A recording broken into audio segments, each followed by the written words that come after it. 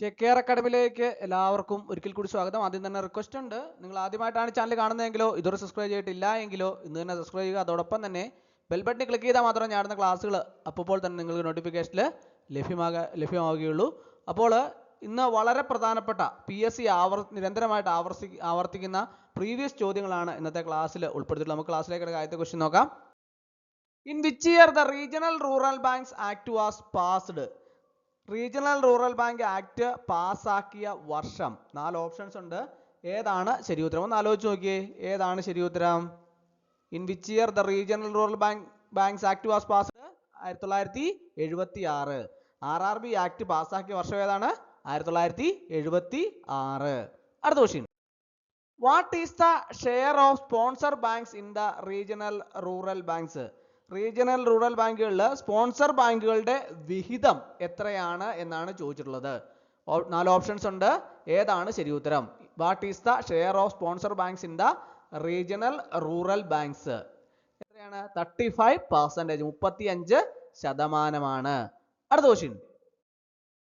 In which year the KSCRD bank act was passed? In which year the KSCRDB act was passed? അതായത് KSCRDB act പാസ്സാക്കിയ വർഷം. 4 options ഉണ്ട്. ഏതാണ് ശരി ഉത്തരം? ഏതാണ്? 1984 ആണ് കറക്റ്റ് ആൻസർ അല്ലേ? 1984. അടുത്ത question. RRBs were set upon? RRBകൾ സ്ഥാപിച്ചത്. RRBകൾ സ്ഥാപിച്ചത് ഏത് വർഷമാണ്? 4 ഓപ്ഷൻസ് ഉണ്ട്. ഏതാണ് ശരി ഉത്തരം? ഓപ്ഷൻ എ ആണല്ലേ, 1975. RRBകൾ സ്ഥാപിച്ചത് 1975ലാണ്. ഓർത്തിരിക്കണം. അടുത്ത question. The total authorised capital of RRBs was originally fixed at Rs 1 crore which has since been raised to dash. അതായത് ഈ RRBകളുടെ അംഗീകൃത മൂലധനം ആദ്യം 1 കോടി രൂപയായി നിശ്ചയിച്ചിരുന്നു. എന്നാൽ പിന്നീട് അത് ഡാഷ് ആയി ഉയർത്തി. എത്രയായിട്ടാണ് പിന്നീട് അത് ഉയർത്തിയത്? 4 ഓപ്ഷൻസ് ഉണ്ട്. ഏതാണ് ശരി ഉത്തരം? ഒന്ന് ആലോചിച്ച് നോക്കി, ഏതാണ്?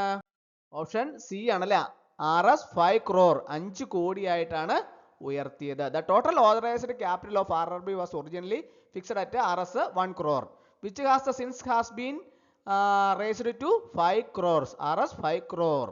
അടുത്ത question. The main resources of RRBs are? അതായത് RRBകളുടെ പ്രധാന വിഭവങ്ങൾ ഇവയാണ്. 4 ഓപ്ഷൻസ് ഉണ്ട്. ഏതാണ് ശരി ഉത്തരം? The main resources of RRBs are all of the above. അപ്പോൾ share capital, deposits from the public, borrowing from sponsor banks, all of the above. അടുത്ത question. RRBs are owned by? RRBs are owned by. അതായത് RRBകൾ ഉടമസ്ഥതയിലുള്ളത്. RRBകൾ ഉടമസ്ഥതയിലുള്ള ഏതാണ്? RRBs are owned by jointly by all of the above. Jointly by all of the above. അടുത്ത question. The number of directors on the boards of RRBs has been raised to? അതായത് RRBകളുടെ ബോർഡുകളിലെ ഡയറക്ടർമാരുടെ എണ്ണം വർദ്ധിപ്പിച്ചു. എത്രയാണ്? Option A, B, C, D. ഏതാണ് ശരി ഉത്തരം? The number of directors on the boards of RRB has been raised to 15. Option B ആണ് correct answer. അടുത്ത question. Regional rural bank are empowered to transact the business of banking as defined under? അതായത് താഴെ നിർവചിച്ചിരിക്കുന്ന പ്രകാരം banking business നടത്താൻ പ്രാദേശിക ഗ്രാമീണ ബാങ്കുകൾക്ക് അധികാരമുണ്ട്. ഏതാണ്? 4 ഓപ്ഷൻസ് ഉണ്ട്. ഏതാണ് ശരി ഉത്തരം? ഏതാണ്? Regional rural bank are empowered to transact the business of banking as defined under? ഏതാണ്? Banking regulation act 1949, BR act 1949. അടുത്ത question. RRBs are managed by? RRBs are managed by? RRBകളെ നിയന്ത്രിക്കുന്നത് ആരാണ്? 4 ഓപ്ഷൻസ് ഉണ്ട്. ഏതാണ് ശരി ഉത്തരം? A board of director. RRBs are managed by board of director. അടുത്ത question. All RRBs are required to maintain their entire SLR in? അതായത് എല്ലാ RRBകളും അവരുടെ മുഴുവൻ SLRഉം നിലനിർത്തേണ്ടതുണ്ട്. All RRBs are required to maintain their entire SLR in ഏതാണ് a government and other approved securities. Option A ആണ് correct answer. All RRBs are required to maintain their entire SLR in government and other approved securities. അടുത്ത question.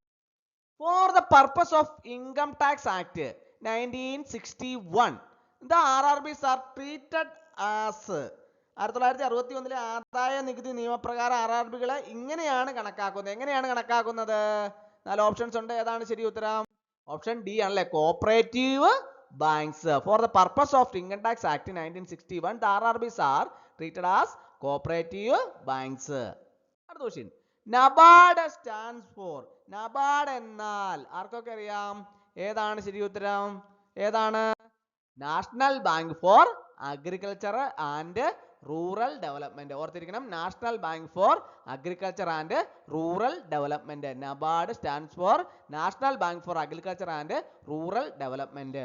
അടുത്ത question. NABARD came into existence on. NABARD നിലവിൽ വന്നത് എന്നാണ്? എല്ലാവർക്കും അറിയാവുന്ന ചോദ്യമാണ് അല്ലേ, പലപ്പോഴായിട്ട് PSC ആവർത്തിച്ച ചോദ്യമാണ്. ഏതാണ്? 12th July 1982.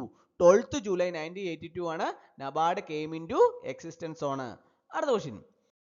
NABARD dedicated to which among the following prime ministers. അതായത് താഴെ പറയുന്നവയിൽ ആർക്കാണ് നബാർഡ് സമർപ്പിച്ചത്? ആരാണ്? NABARD was dedicated to which among the following prime ministers. എല്ലാവർക്കും അറിയാവുന്നതാണ്. ആരാണ്? ഓപ്ഷൻ ബി ആണല്ലേ, Indira Gandhi. ഇന്ദിരാഗാന്ധിയാണ് correct answer. NABARD was dedicated to which among the following prime ministers? Indira Gandhi. Option B ആണ് കറക്റ്റ് ആൻസർ. അടുത്ത question. NABARD was set up with an initial capital of dash. അതായത് dash എന്ന പ്രാരംഭ മൂലധനത്തോടെയാണ് NABARD സ്ഥാപിതമായത്. നബാർഡ് സ്ഥാപിതമായത് dash എന്ന പ്രാരംഭ മൂലധനത്തോടെയാണ്. എത്രയാണ് നബാർഡിന്റെ പ്രാരംഭ മൂലധനം? 100 crore ആണ് അല്ലേ. RS 100 crore ആണ് നബാർഡിന്റെ പ്രാഥമിക മൂലധനം, പ്രാരംഭ മൂലധനം. അടുത്ത question. Headquarter of NABARD is located at. Headquarter, നബാർഡിന്റെ ആസ്ഥാനം സ്ഥിതി ചെയ്യുന്നത്. 4 ഓപ്ഷൻസ് ഉണ്ട്. ഏതാണ് ശരി ഉത്തരം? ഒന്ന് ആലോചിച്ച് നോക്കി. ഏതാണ്? ഓപ്ഷൻ ബി ആണല്ലേ, മുംബൈ, മഹാരാഷ്ട്ര. മുംബൈ, മഹാരാഷ്ട്രയാണ് headquarter of NABARD is located at. അടുത്ത question. NABARD was established on the recommendation of dash. അതായത് ഈ ശുപാർശകളുടെ അടിസ്ഥാനത്തിലാണ് നബാർഡ് സ്ഥാപിതമായത്. ആരുടെ ശുപാർശയാണ്? NABARD was established on the recommendation of. 4 options ഉണ്ട്. ഏതാണ് ശരി ഉത്തരം? ഒന്ന് ആലോചിച്ച് നോക്കി. ഏതാണ്? ഓപ്ഷൻ എ ആണല്ലേ, ശിവരാമൻ കമ്മിറ്റി. ശിവരാമൻ കമ്മിറ്റിയുടെ റെക്കമെൻഡേഷന്റെ ശുപാർശകളുടെ അടിസ്ഥാനത്തിലാണ് നബാർഡ് സ്ഥാപിതമായത്. NABARD was established on the recommendation of Sivaraman committee. അടുത്ത question. Dash is the apex institution in the country which looks after the development of the cottage industry, small industries, village industries and other rural industries. അതായത് ഈ കുടിൽ വ്യവസായം, ചെറുകിട വ്യവസായങ്ങൾ, ഗ്രാമീണ വ്യവസായങ്ങൾ, മറ്റ് ഗ്രാമീണ വ്യവസായങ്ങൾ എന്നിവയുടെ വികസനം നോക്കുന്ന രാജ്യത്തെ പരമോന്നത സ്ഥാപനമാണ് ഡാഷ്. ഏതാണ്? 4 ഓപ്ഷൻസ് ഉണ്ട്. ഏതാണ് ശരി ഉത്തരം? നബാർഡ് ആണല്ലേ. നബാർഡാണ് ഈ കുടിൽ വ്യവസായം, ചെറുകിട വ്യവസായങ്ങള്, ഗ്രാമീണ വ്യവസായങ്ങള്, മറ്റു ഗ്രാമീണ വ്യവസായങ്ങൾ എന്നിവയുടെ വികസനം നോക്കുന്ന രാജ്യത്തെ പരമോന്നത സ്ഥാപനമാണ് ഏത്? നബാർഡ്. ഓർത്തിരിക്കണം. അടുത്ത question. NABARD was set up essentially as A development bank for promoting. അതായത് ഈ താഴെ പറയുന്ന കാര്യങ്ങൾ പ്രോത്സാഹിപ്പിക്കുന്നതിനായിട്ട് ഒരു വികസന ബാങ്കായിട്ടാണ് നബാർഡ് സ്ഥാപിതമായത്. ഏത് കാര്യങ്ങൾ പ്രോത്സാഹിപ്പിക്കുന്നതിനായിട്ടാണ് വികസന ബാങ്കായിട്ട് നബാർഡ് സ്ഥാപിതമായത്? 4 ഓപ്ഷൻസ് ഉണ്ട്. ഏതാണ് ശരി ഉത്തരം? ഒന്ന് ആലോചിച്ച് നോക്കി. ഏതാണ്?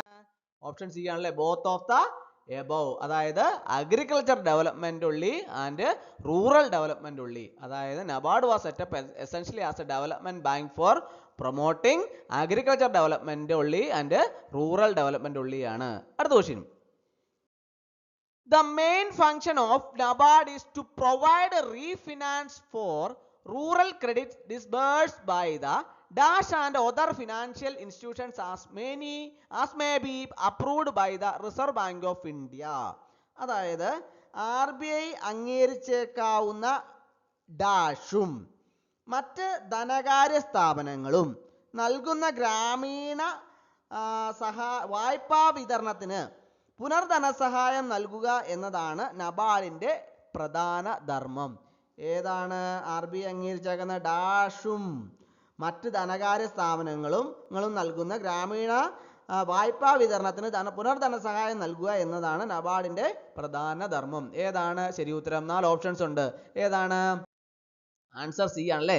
State cooperative banks and the regional rural banks. അതായത് the main function of NABARD is to provide refinance for rural credit dispersed by the state cooperative bank and regional rural banks and other financial institutions as may be approved by the Reserve Bank of India. അടുത്ത question. Which among the following of functions of NABARD is incorrect? അതായത് നബാർഡിന്റെ താഴെ പറയുന്ന പ്രവർത്തനങ്ങളിൽ ഏതാണ് തെറ്റ്? 4 പ്രവർത്തനങ്ങൾ താഴെ കൊടുത്തിട്ടുണ്ട്. അതിൻ്റെ അകത്ത് ഏതാണ് തെറ്റെന്നാണ് ചോദിച്ചിട്ടുള്ളത്. 4 എണ്ണം ഉണ്ട്. ഏതാണ് തെറ്റ്?